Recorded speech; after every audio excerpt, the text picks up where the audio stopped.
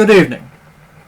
Tonight marks the Hindu observance of Lord Bhairava Jayanti, the creation, but also the victory, same word, Jayanti, of Lord Bhairava, a fearsome destroyer emanation of Lord Shiva, whose name would translate, rather approximately, to the terrifying blackness of time-death, this rather unwieldy rendering being the result of the Sanskrit word kala, simultaneously meaning black, death, and time, as can be seen in the rather famous lines quoted by Oppenheimer at the nuclear test at Trinity Sands, wherein it is more properly time that is the destroyer of worlds. For time, after all, erodes and kills all in the end. An additional, somewhat more figurative rendering has Lord Bhairava as who even death is terrified of, which further connotes the protective role of Lord Bhairava for the pious devotee and the temple, in particular the Shaktipitha sites, and also in particular the city of Varanasi, where the pious go to die. To be sure, there are many aspects and emanations of Mahadeva that are rather strongly associated with the notion of terror.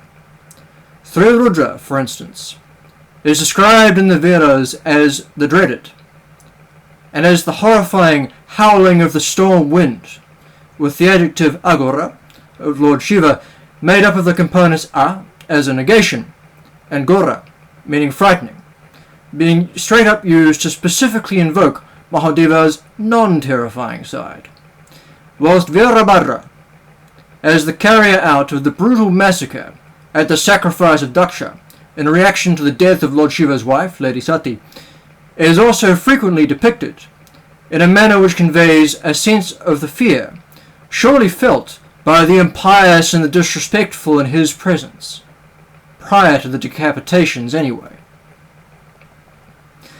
Yet Lord Bhairava stands out amongst these, not least because the reason and purpose for his emanation, as cited in the Shiva Mahapurana, is the slaying of a god, and not just any god either, one of the mighty Trimurti, Lord Brahma. According to the legend, a dispute had arisen between Lord Brahma and Vishnu, over whom among them was truly the supreme. This led to the appearance of Lord Shiva to mediate between them, pointing out that by the encoded blueprints of the universe, the Vedas, simply referring to them here as a scriptural authority, does not adequately convey the appropriate connotation. According to their authority, he was, in fact, the Absolute. This incident is also related in a number of sources, often with some form of test being promulgated wherein the other members of the Trimurti attempt to best each other and exceed Lord Shiva. For instance, the story of Mahadev transforming into a linga pillar of infinite height and challenging Vishnu and Brahma to race to find the ends, with Vishnu eventually concluding that such a thing cannot be done, while Brahma instead attempts to cheat and lie about succeeding. An arrogant deity in the extreme, this characteristic also attested in a number of other sources, and on occasion leading to overt sinful conduct. Lord Brahma refused to accept this fact, and instead scornfully attempted to countermand it, arguing both that Lord Shiva, due to his lifestyle and characteristics, could not possibly be the sanctic absolute, and that, in any case, as Lord Brahma was evidently capable of assuming some of Lord Shiva's duties and divine portfolio, which Brahma then started doing, causing quite some problems for the universe at large in his ignorance. If Lord Shiva was the Absolute, then so too was Brahma by equivalency. Brahma concluded his blasphemy by mockingly offering Lord Shiva protection in exchange for his submission. Needless to say, Lord Shiva was not amused, particularly in light of the aspersions cast by Brahma upon the nature and virtue of his wife, and in a blaze of blinding light created the Bhairava to bring the swift execution of justice to the situation. Now here accounts differ somewhat. Some say that Lord Bhairava was emanated as the result of Mahadeva ripping off a fingernail, which thus turned into the resultant destroyer. Others, that the role of the fingernail in this tale is as the implement of Kala Bhairava, by which Lord Brahma was decapitated, as in Kala Bhairava's fingernail was the implement for the decapitation.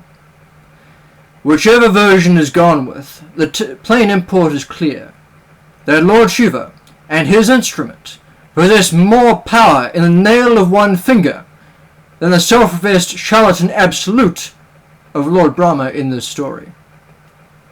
Another version, found in the Skanda Purana, has the censure meted out to Lord Brahma occurring as a punishment for his attempting to commit incest, with Lord Shiva acting to protect Brahma's daughter from her father's abhorrent advances. In any case, Lord Brahma was decapitated as a result and as a lesson, although this was not fatal, given that prior to this, Brahma was in possession of 5 heads rather than the now current 4. The symbolic importance of this being that Sri Rudra is often depicted with 5 heads, with Lord Brahma being reduced in number of heads from this number to a lesser one, helping to underscore the difference in their potency and the imminent superiority of Lord Shiva. An additional layer of symbolism in this incident concerns the traditional meaning of decapitation within Hindu iconography. This represents the severing of the ego, thus allowing for progression towards enlightenment, as can be seen, for instance, with some renderings of the depiction of Ma as Chinnamasta, for instance. Phrased this way, the destruction of Lord Brahma's arrogance and egotism is a necessary and positive act for Lord Brahma, and one which he ought to be thankful for, as it clears the way for further progression and development. However, this is not where the story ends. Lord Brahma, as one would probably expect, had the status of a Brahmin, and by decapitating him, even as a necessary action of divine ordination, Kala Bhairava had committed the sin of Brahmanicide, Brahmahatya, which winds up being personified as a frightening female figure that directly pursues Bhairava until the sin is expiated at the city of Varanasi, where a temple to Lord Kala Bhairava stands today. The remedy for this was a period of wandering as a mendicant, Bhikshatana, a beggar, using the skull of Brahma, which had become stuck to his hand, as a visual sign of his crime, as a begging bowl, a kapala, a term which more directly translates as skull, to ask for alms, a practice replicated in some measure by the Kapalika, the Skullmen, sect of Shaivites, many of whom, at least originally, were actually carrying out a criminal sentence of spending 12 years as such for inadvertently killing a Brahmin, before its subsequent evolution into a devotional path of sorts. He then finds eventual absolution upon reaching the city of Kashi, Varanasi, which the Brahmahatya pursuer was unable to enter. For this reason also, Lord Bhairava is often prayed to as a patron protector of travellers, particularly at night. During this period of wandering, Lord Kala Bhairava also slays Vishvaksena, the seneschal or general of Lord Vishnu's realm and armies, for attempting to obstruct his quest before engaging in dialogue with Lord Vishnu about the nature of his sin and of reality. Accounts differ as to the precise nature of the attempted assistance rendered by Lord Vishnu to Bhairava at this point, with some suggesting that Lord Vishnu offers his own blood to attempt to fill the skull cup with, and others having instead Lord Vishnu split open one of Bhairava's veins to do likewise. Wherever the blood flew from, however, it is insufficient to fill the cup, regardless of how much is poured in or for how long, thus representing the difficulty of applying quick fixes or self-sought solutions of improper nature in cases where wrongdoing must be amended for.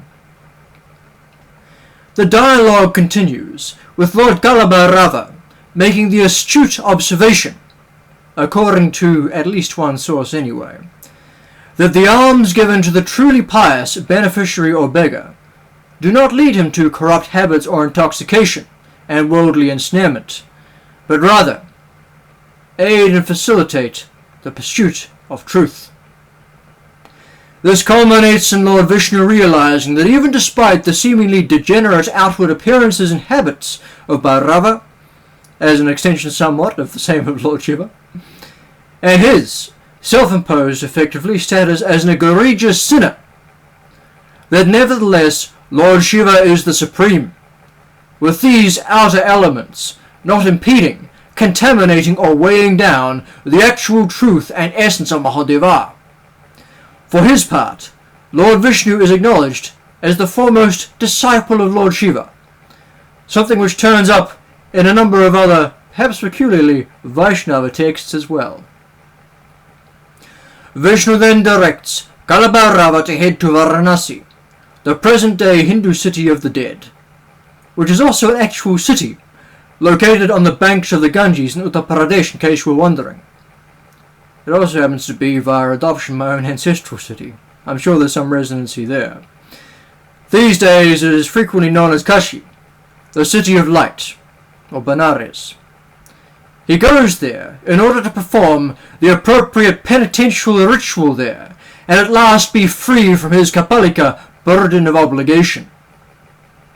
This Bhairava does, with the Brahmahatya fading into the ground after following him to the gates of the city, and the skull of Brahma also falling from his hand at the place now known as Kapala Mochana, liberation from the skull.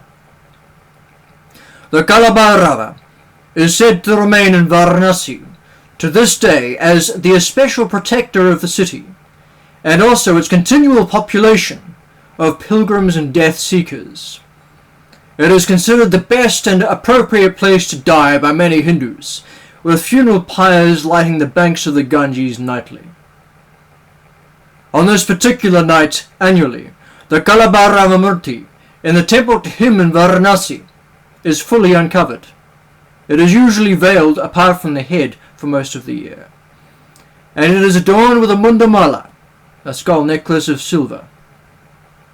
Elsewhere in the world, Bhairava Jayanti is observed by Hindus with all-night vigils, the chanting of particular devotional liturgies, and, perhaps rather interestingly, performing acts of kindness to dogs, as a dog is the vahana, the mount or vehicle, of Bhairava.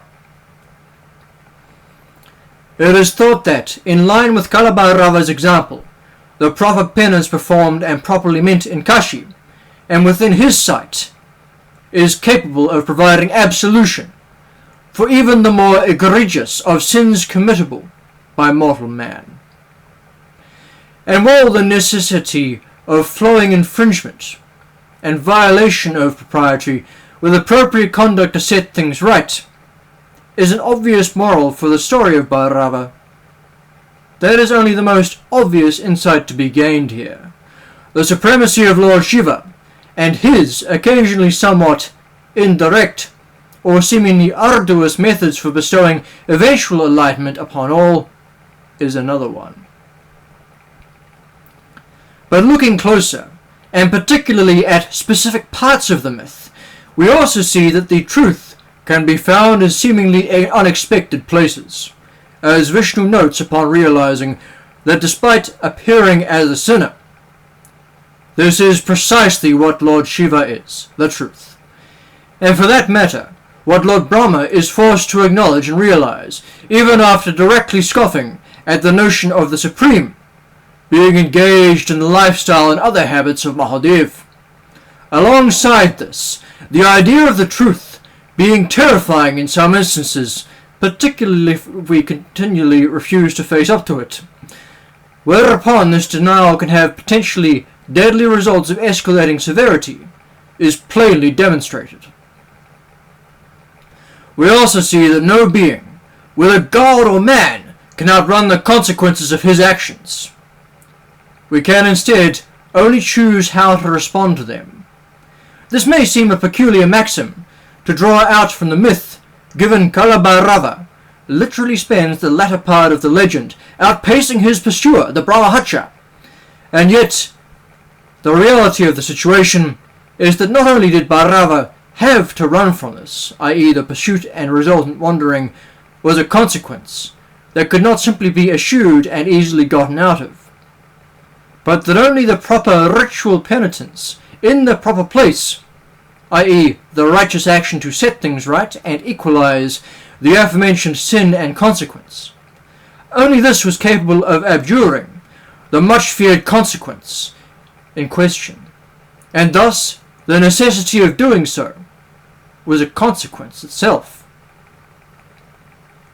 Finally, it is worth noting the subtle eschatological and nomenclaturial symbolism in the myth and entity of Lord Bhairava, for it cannot have been unintentional that the god of creation, so to speak, Lord Brahma, would find himself laid low by time.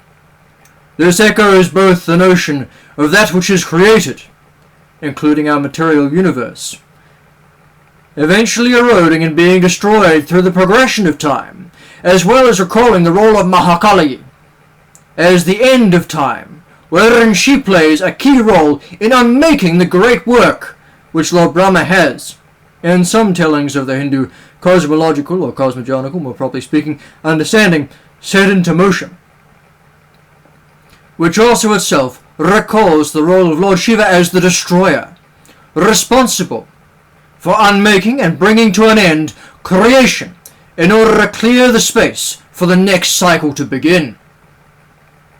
Everything that has a beginning has an end, and one which comes with, appropriately enough, time.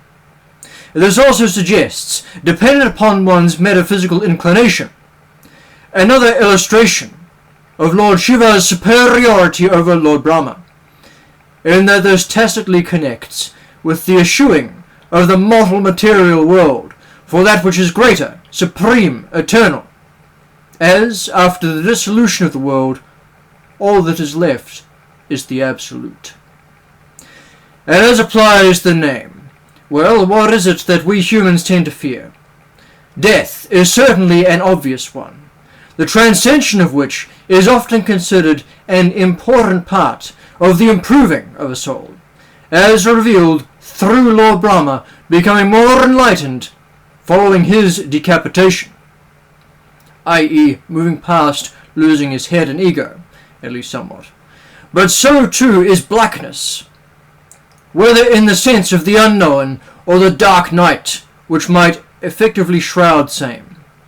See also, for instance, the Navadurga Kalaratri, for a similar embodiment of concept here. Kalaratri, of course, meaning the dark night, or the night of death, or the iron night. Yet as we can see from both Lord Bhairava, as well as the other associated aspects and divinities, truth and wisdom can quite frequently be found out there in same, even if we might initially resile from its prospect thence amidst the darkness. We also tend, inevitably, appropriate word there, for everything is inevitable in time. We also inevitably fear time, and more especially its passage, as this is the keenest revealer of the impermanence of our decidedly mortal existences, as well as, on a more macroscopic level, the unmaker of all things. It is, after all, the fire in which we burn, Kalagni Rudraya. That, of course, also being translated as the fire at which ends the world. Kal, of course, death, blackness. Agni, of course, fire, Rudraya of Rudra.